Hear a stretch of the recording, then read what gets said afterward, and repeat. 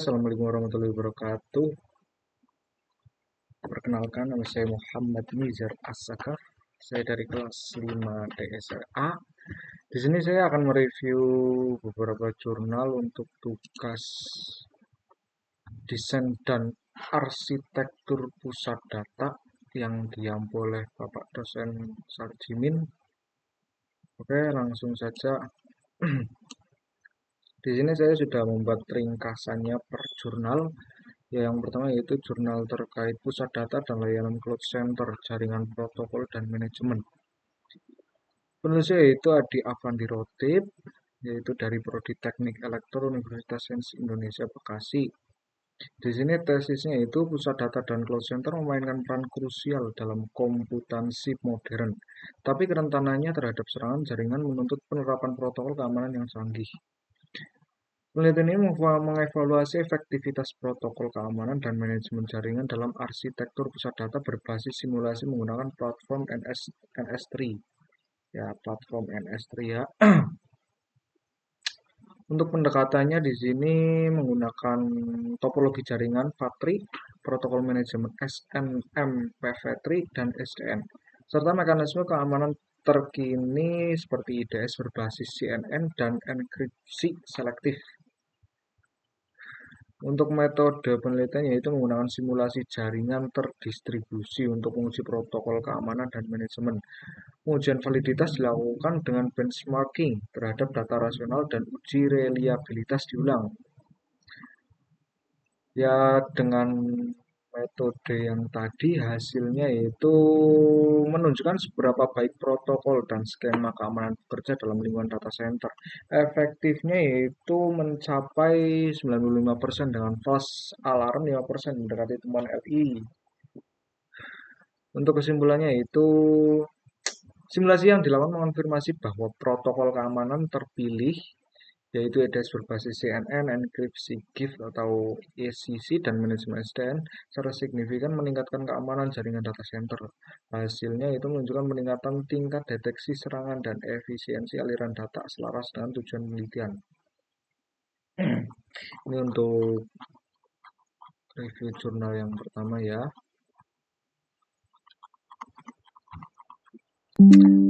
Untuk jurnal yang kedua ini berjudul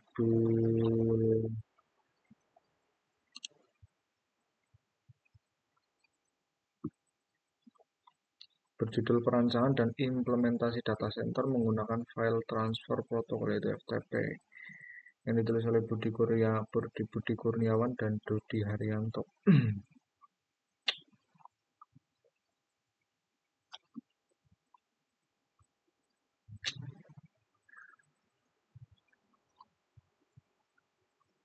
Di sini untuk metodologi penelitiannya yaitu mengacu pada blok diagram sistem komputer yaitu berupa input, proses, dan output. Mikrotik dalam mikrotik yang digunakan sebagai unit pemproses seperti media transmisi yaitu bisa menggunakan kabel UTP atau WiFi. Klien menerima paket dari data server. Data center dapat digunakan untuk sharing upload dan download data. Hasilnya sistem ini merupakan alternatif baru yang menggunakan mikrotik router board yang dikonfigurasi dengan Winbox. Kesimpulannya untuk jurnal yang kedua yaitu data center menggunakan FTP dapat berjalan dengan baik yang diakses oleh klien. File transfer protokol juga memungkinkan masing-masing user mengakses sistem dengan hak akses sesuai kelompoknya. Ini yang seperti ada di gambar ya.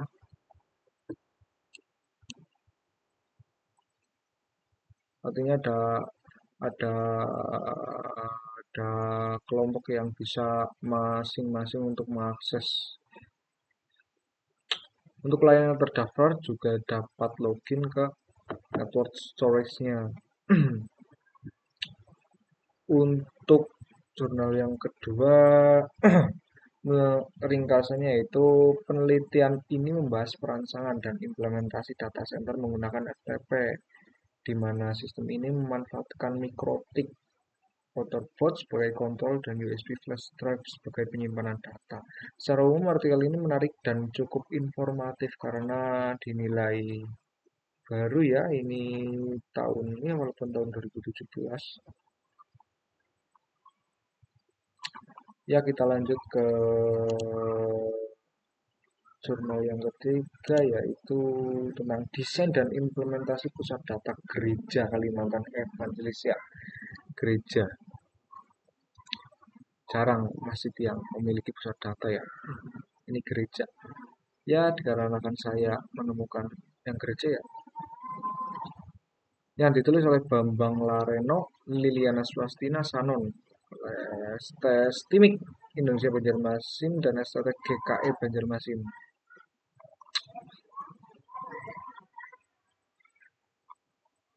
Ya, langsung saja ke metode penelitiannya.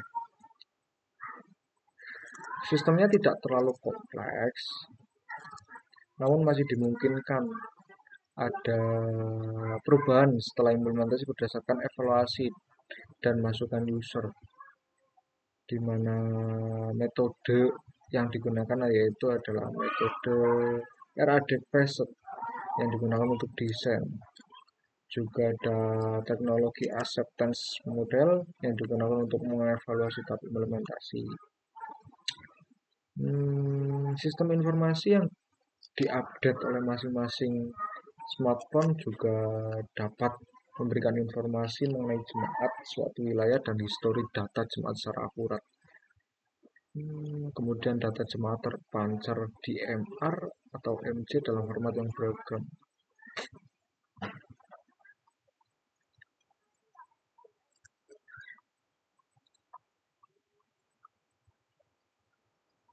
Di sini untuk evaluasi sistemnya itu menggunakan pendekatan yang tadi sudah saya sebutkan, itu teknologi acceptance model, di mana ini konsepnya seperti ini.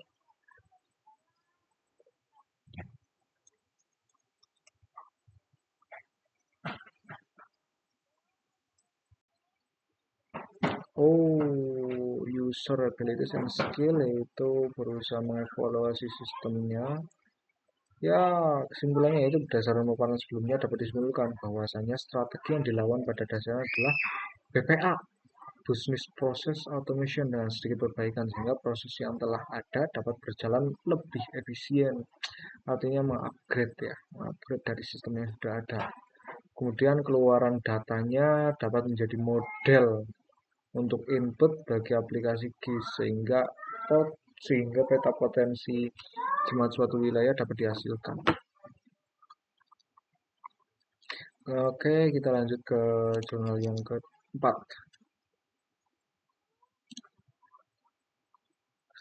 Oke, di sini yang berjudul Pembangunan Pusat Data Hijau sebagai Wahana Percepatan Pembangunan Ekonomi Berkelanjutan (SDGs) ya.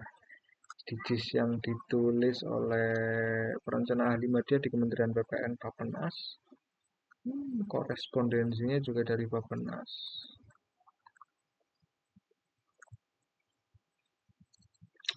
Latar belakangnya itu kebutuhan pembangunan pusat data sebagai faktor memungkinkan kebijakan perencanaan pembangunan dan pertumbuhan ekonomi. Untuk artinya jurnal ini dibuat untuk kebutuhan Bappenas untuk pembangunan yang lebih lanjut dan pertumbuhan ekonomi yang signifikan. Dibangunnya fasilitas pembangunan pusat data dapat memenuhi standar. Penerapan pusat data yang pas juga dapat menjadi wahana percepatan pembangunan ekonomi yang berkelanjutan. Tujuannya itu menggambarkan dan mendalami konsep pembangunan pusat data hijau dalam kerangka transformasi digital. Tujuannya ini salah satu penggambaran dan pendalaman konsep pembangunan pusat data hijau dalam kerangka transformasi digital untuk mendorong percepatan pembangunan ekonomi berkelanjutan. Kebijakan pusat data, rumusan masalah, teori pendukung, kemudian kebijakan pusat data hijau. Oke.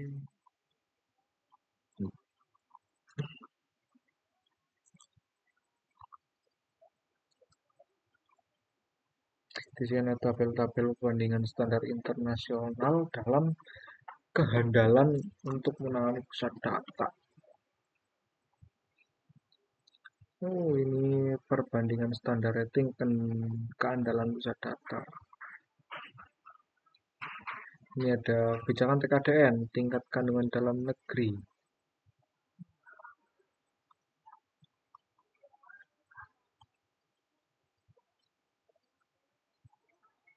Pusat data hijau umumnya menggunakan rating green building untuk mengukur penghematan maupun keramahan lingkungan yang dapat dilakukan. Dalam implementasi pusat data hijau oleh General Electric di Amerika Serikat dilaporkan didapat penghematan energi 30% pada pusat data hijau.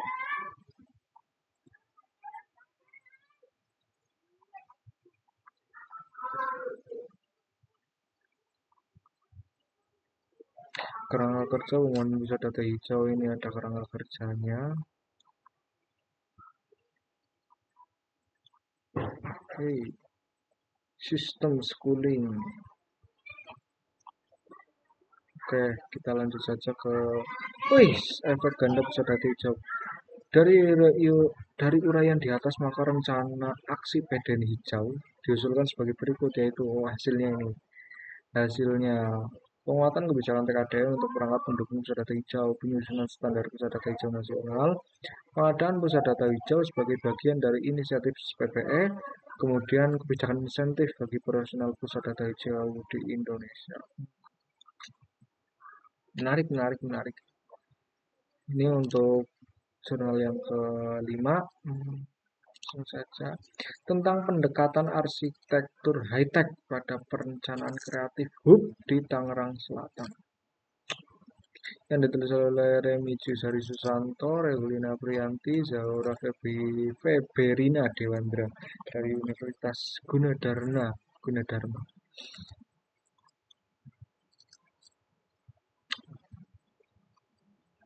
Oke, langsung saja ke metodenya, metode penelitiannya. Oke, di sini tentunya di latar belakangi oleh sebuah industri kreatif yang menurut mereka penting dan harus bisa menginovasikan dalam pertumbuhan ekonomi, bisa menggabungkan arsitektur high-tech untuk kreatif yang berkembang. Bisa bisa melakukan pendekatan high-tech yang memungkinkan integrasi teknologi canggih, praktek bisnis berkelanjutan, dan sumber energi yang terbarukan. Untuk metode penelitiannya di sini dengan metode kualitatif. Kualitatif yang digunakan untuk mempelajari kondisi objek secara alamiah. Uh, Berbasis pada filsafat positivisme, di mana mereka melakukan analisis data secara induktif atau kualitatif, dan hasilnya menekankan pentingnya generalisasi dalam penelitian ini.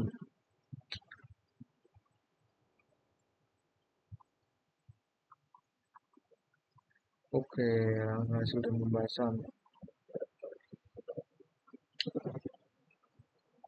Di sini dijelaskan bahwa Creative Group di Tangerang Selatan menggunakan konsep arsitektur metafora dan tema teknologi tinggi. Bangunan pusat kreatif menjadi lebih dari sekedar pusat industri. Bangunan ini juga bisa menjadi ciri khas bagi kota Tangerang Selatan, di mana filosofi bangunan ini yaitu ornamen pada bangunan dibuat dengan cara dinamis, menggunakan bentuk yang meliuk-liuk seperti bergerak berayun. Oke, ini desainnya, desain.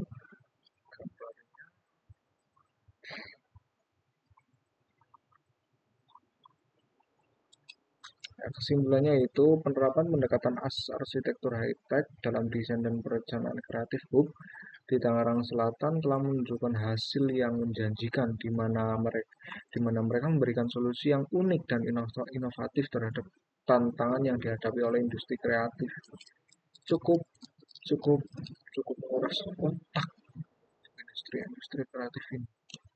Kita lanjut ke channel yang berikutnya itu tentang perencanaan layout data center Dinas Komunikasi Informatika, Persandian dan Statistik Provinsi Kalimantan Tengah. Kalimantan Tengah tahun 2021 yang ditulis oleh Abdul Hadi Hercules Nurhayati. Hmm.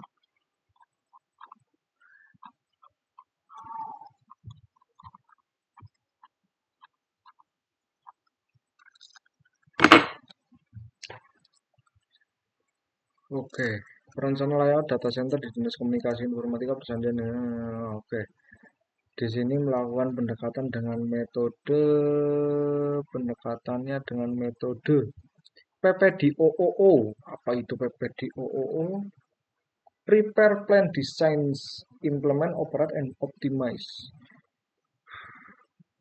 Di mana metode ini dijadikan pendekatan awal dan akhir hingga proses pengembangan sesuai siklus perencanaan. Itu ada beberapa tahap, tahap persiapan, tahap perencanaan, tahap desain, tahap implementasi, tahap operasi, dan tahap optimasi. Hasil dan pembahasannya yaitu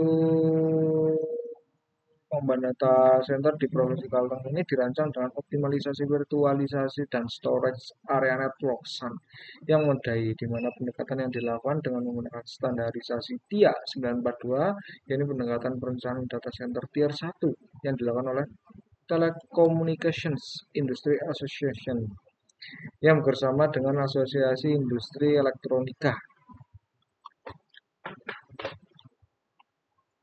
Ini untuk desainnya.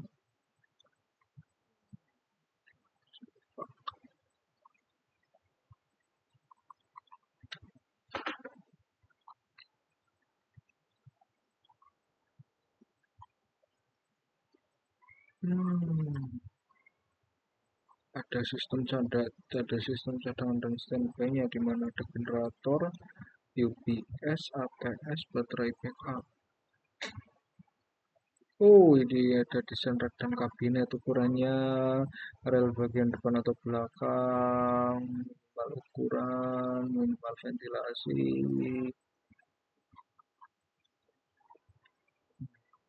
Detail sekali.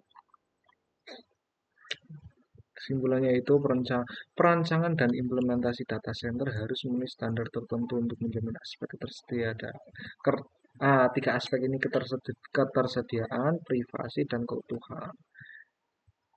Di mana itu A, C, I, ACI. Oke, lanjut ke jurnal yang berikutnya. Analisa infrastruktur data center, virtualisasi, dan disaster recovery berbasis Site Recovery Manager dalam pemenuhan Service Level Agreement pada PT SIS yang ditulis oleh Bambang Andi Mulyani. Panjang sekali. Latar belakang masalahnya yaitu PT ini adalah PT yang bergerak di bidang layanan, yang memberikan kontribusi dalam melayani pelanggan baik di tingkat nasional maupun internasional. Jejaringnya sudah saling terhubung mulai dari pusat data sampai ke 1.800 kantor cabang dan 50 mitra kerja di Indonesia.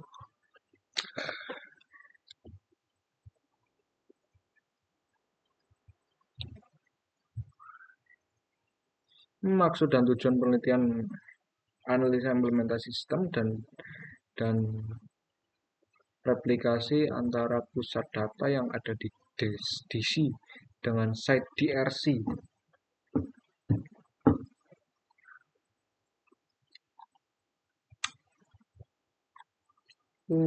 Di sini ada infrastruktur perangkat.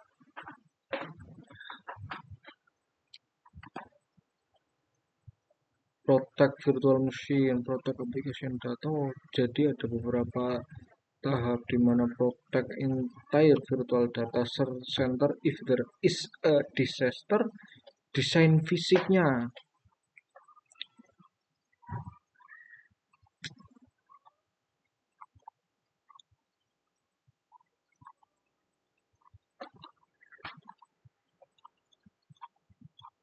Wah, berat jurnalnya, berat jurnal, berat. Untuk metode penelitiannya di sini menggunakan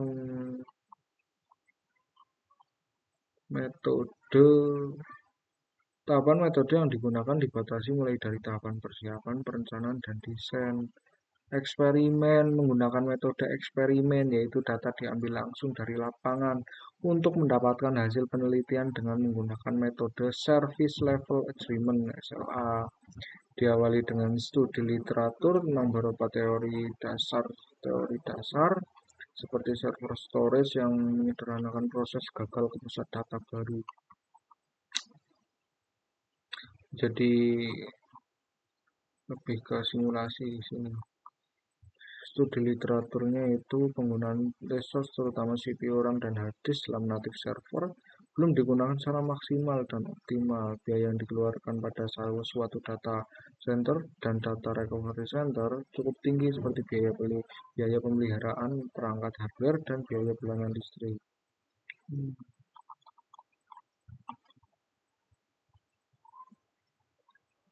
Chassis blade server hasil pengujian.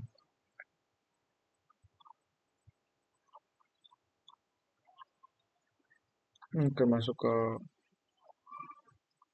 kesimpulan dan sarannya. Kesimpulan yang dapat diperoleh setelah dilakukan analisa penelitian sebagai berikut, yaitu VMware Center Site Recovery Manager adalah pemulihan bencana solusi yang membantu untuk mengurangi downtime terencana dan tidak terencana dari infrastruktur via spare. Hal ini memungkinkan pemulihan situs otomatis dan migrasi proses. Hal ini dapat saya paham. Oke. Berat. Oke, langsung ke jurnal yang berikutnya, itu tentang ding. Pusat Penelitian Sains dan Teknologi Bidang Arsitektur dengan konsep arsitektur futuristik tahun 2023, Suryanti, Sahabudin Latif, Wiwik Wahida Osman, Andi Yusri, Andi Anissa Amalia, dan Rasnawarni. Universitas Madya Makassar.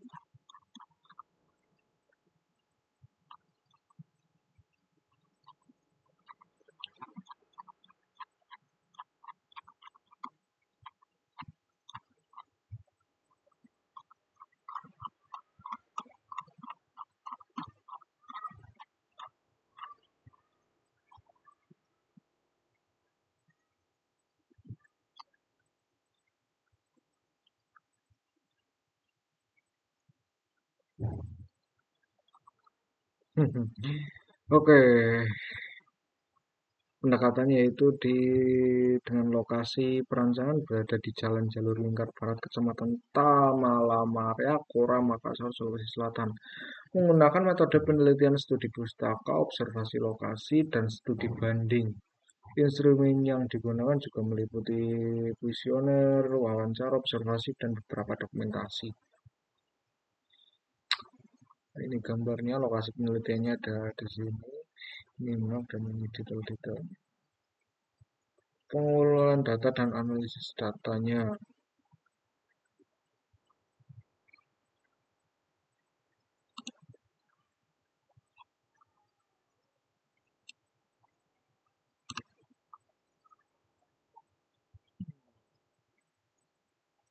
Persuasi langsung digunakan mengambil data langsung di lapangan atau di site perencanaan berupa penentuan sampel dan populasi, di mana sampel menurut sampel adalah wakil dari populasi yang berjumlah sebagian atau yang ditentukan oleh peneliti sebagai bahan acuan atau sumber data yang diteliti. Variabelnya yaitu kebutuhan peneliti atau akademisi, infrastruktur, sarana dan prasarana. Dan di masing-masing variabel juga ada indikatornya seperti tingkat akses, fasilitas mendukung, kurangnya tersedia lembaga atau instansi penelitian di luar kampus, akses jalan, air bersih, drainase, dan kelistrikan yang baik. Hasil dan ruangnya, di sini kebutuhan ruangnya, ruang laboratorium yang ini formatnya meter persegi. 3.383 meter persegi, 81 meter persegi untuk fasilitas pengelola food court.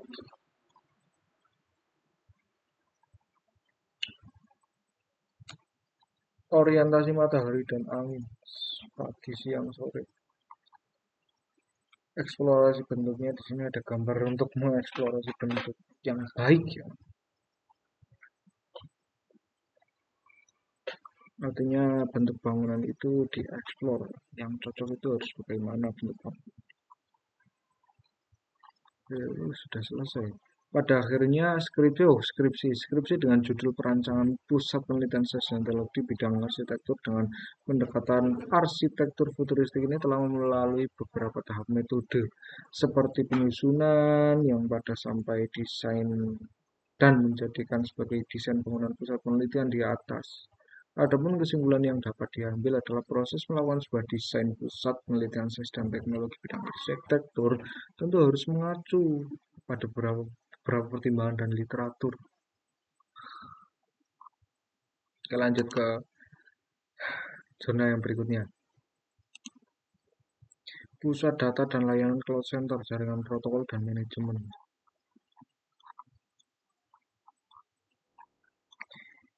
Di sini pendekatannya yaitu dengan simulasi mengadopsi topologi jaringan Patri, protokol manajemen. Oh, ini udah di atas tadi udah.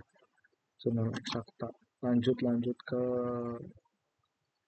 tinjauan sistematik literatur tentang cloud computing dan analisis data arsitektur dan metodologi.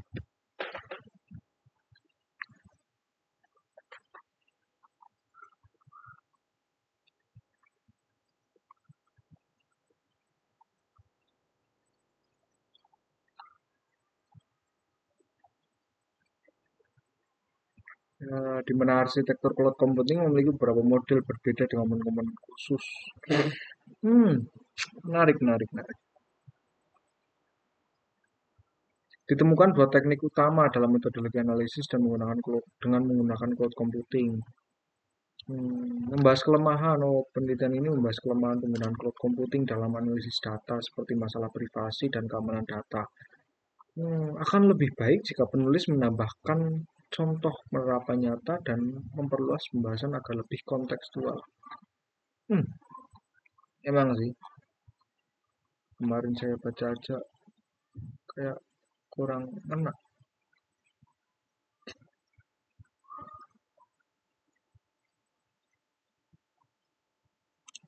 Lanjut ke file yang berikutnya. Desain Green Data Center pada PT Utats Manufacturing Service Indonesia.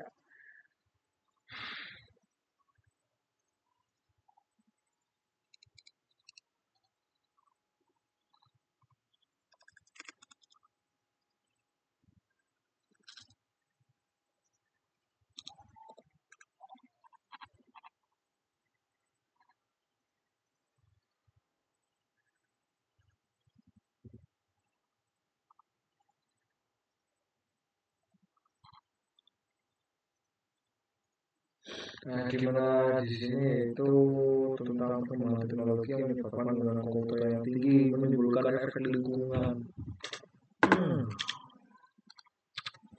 Desain data center baru mencakup penggunaan energi rendah untuk mencegah efek berbahaya. Nah, ini komputasi hijau green computing bertujuan untuk mengurangi emisi gas karbon dari komputer. Perusahaan menggunakan komputasi hijau untuk mengurangi konsumsi daya dan biaya. Nah, di sini di PT Utak Manufacturing Service Indonesia menghadapi masalah pemakaian energi yang besar. Penelitian ini untuk meneliti energi yang besar itu bagaimana caranya untuk dikompres untuk efisien. Data center dipandang sebagai gudang data untuk pengelolaan dan pengambilan keputusan. Di sini tahapan implementasinya itu mencakup perhitungan efisiensi energi, analisa sistem pendingin, dan evaluasi backup, menganalisa dan merancang ulang sistem pendingin ruangan untuk efisiensi, menghitung ulang penggunaan backup dan redundansi sistem untuk meminimalkan energi terbuang, menggunakan stable equipment untuk pertumbuhan sistem yang terukur dan modular. Virtualisasi ini juga menjadikan penyimpanan untuk menghemat ruang dan menggunakan server fisik. Ini hasilnya.